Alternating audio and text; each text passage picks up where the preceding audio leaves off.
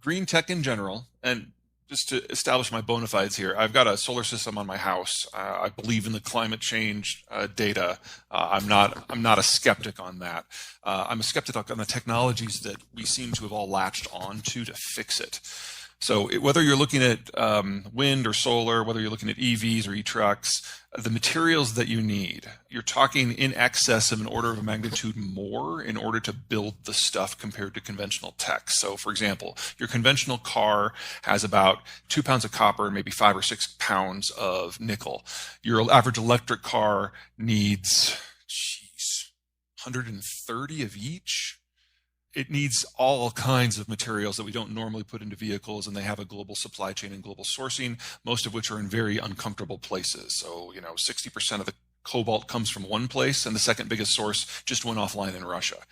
So while we can't have inexpensive oil without the Russians, we absolutely cannot have the green transition without the Russians. And that plays for almost every piece of everything. In the Western Hemisphere, to a degree, this is less true because a lot of those raw materials are sourced here or maybe in Australia. I expect that to still work. But if you're in Eurasia or Africa, no, absolutely not.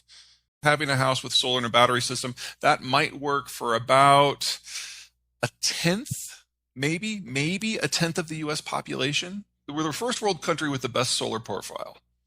But if you're not in a kind of a belt from central Texas to Los Angeles, roughly, you're not going to have enough solar intensity to be able to power a house. Also remember that if you've got a 6 kilowatt solar system, which is about as big as you can put on most houses, it's going to take 3 days to charge your Tesla, assuming you're not using the power for anything else. I think these are all interesting technologies. I just don't think we're there yet. I think that nuclear is going to be a bigger part of the future than a lot of people think because, believe it or not, its supply chain is simpler. Even with non-proliferation concerns, it's simpler than it is for solar panels.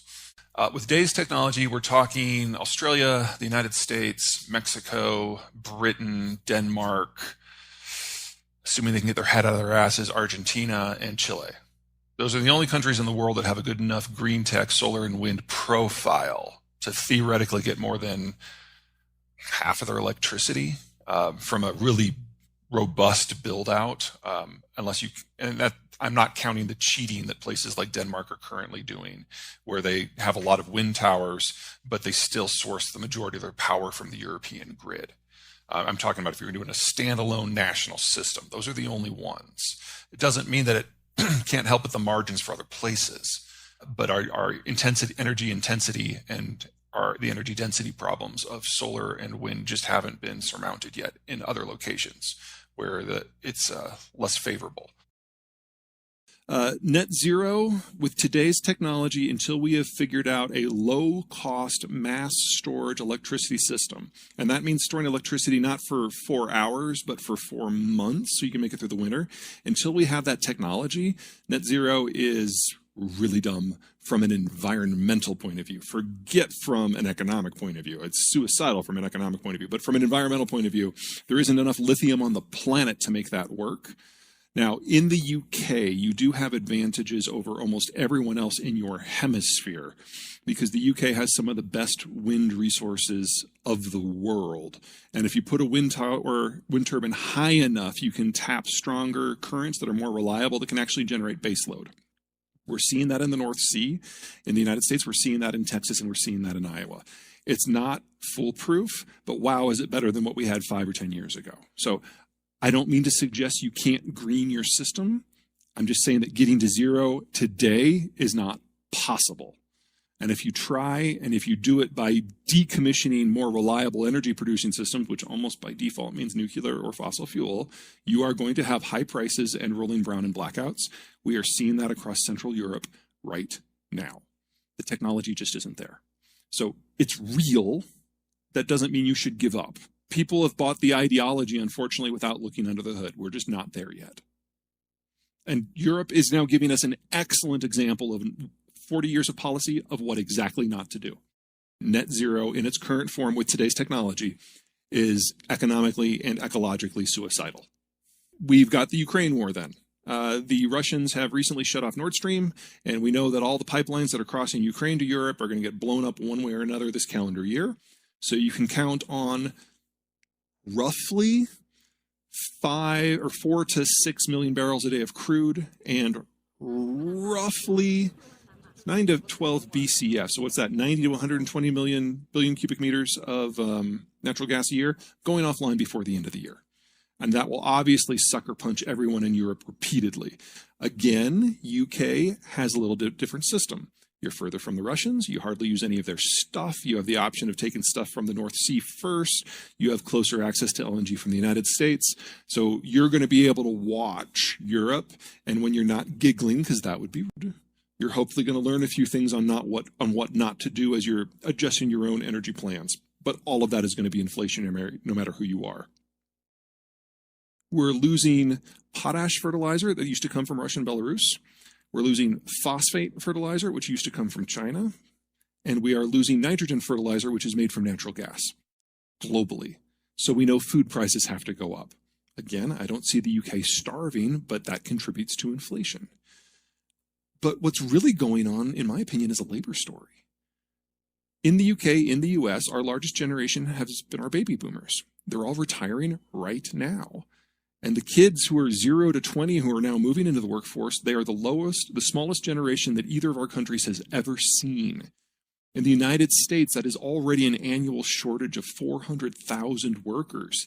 In my country, that's going to go up for the next 12 years until we hit 900,000. So we are looking at labor inflation here being higher than inflation in energy and food and manufactured goods combined for a decade.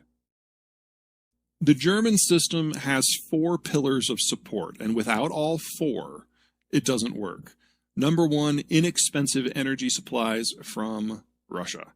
It's the only place that the Germans can get the stuff cheap, and it forms the basis of their heavy industry, which provides the materials for their medium and their light industries. So if something happens in the base level, it's not just that they have a problem with electricity, although they do.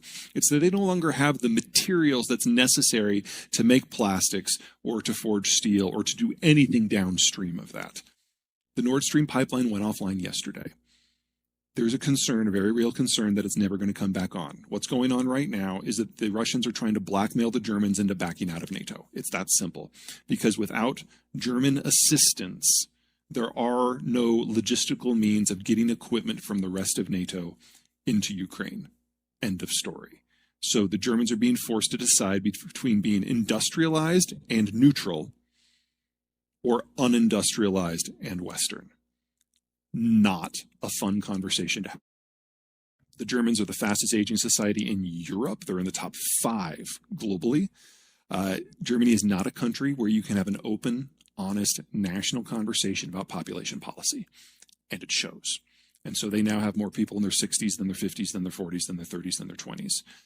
Until now, this has worked.